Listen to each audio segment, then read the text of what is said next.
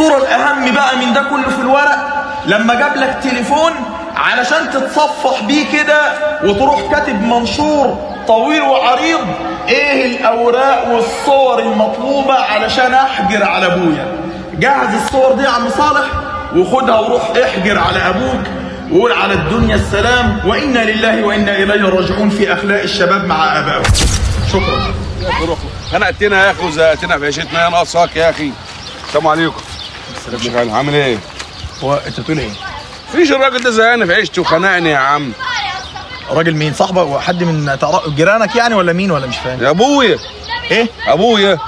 ابوك وبتشوح كده وبتقول الراجل ده قرفنا كده. خنقني في عيشتي خلاص يا باشا، قادر استحمله. انا عايز احجر عليه اصلا. عايز ايه؟ احجر عليه. تحجر عليه؟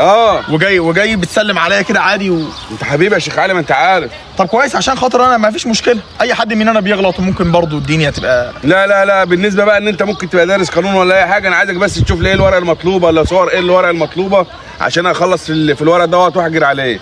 يعني عايز تعرف مني الصور المطلوبه عشان تحجر على ابوك؟ عايز احجر عليه. طب مساله يا عم ده يعني لو رحت لاي محامي انا ممكن اكون عندي خلفيه بسيطه قوي عن القانون يعني. بس انا لقيتك واقف يعني قلت اما اعدي عليك اقول لك. لا يعني عادي، ده صور بسيطه قوي على فكره. ايه هي بقى؟ انا عايز اعرفها. اول صوره تجهزها للورق اللي هتحجر بيه على ابوك صورته لما مامتك او امك قالت له ان انا حامل فيك، وملامح وشه كده والبهجه والسرور اللي دخلت عليه. تاني صورة يا عم صالح لما امك ولدتك وشالك كده على ايده واذن في ودنك اليمين واقام الصلاة في ودنك الشمال وعينه دمعت كده من الفرحة ان هو حضن ابنه اللي عايز يحجر عليه دلوقتي، حضنه ما بين ايديه.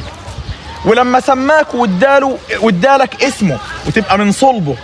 تالت صورة انت كده عرفت اول صورتين عشان تجهز الورق بسرعة وتحجر على ابوك اللي كبر في السن وبقى مستني من ابنه انه يشيله على كفوف الراحه، فبيدور على ابنه دلوقتي اللي بيحجر عليه. ثالث صوره لما بقى يروح على الدكاتره يمين وشمال علشان يحرم نفسه ويستلف من ده ومن ده علشان يكشف عليك، لما امك تقول له ان صالح تعبان وسخن شويه. رابع صوره يا عم صالح لما بدأ كده يشقى ويعرق ويشتغل عند اللي يسوى واللي ما يسواش ويصبر على أذى ده وعلى أذى ده علشان يأكلك ويكبرك ويلبسك وتبقى شاب جميل كده وكبير، وتيجي بعد كده تقول له أنا عايز أتجوز يابا، فيقوم يحرم نفسه أكتر.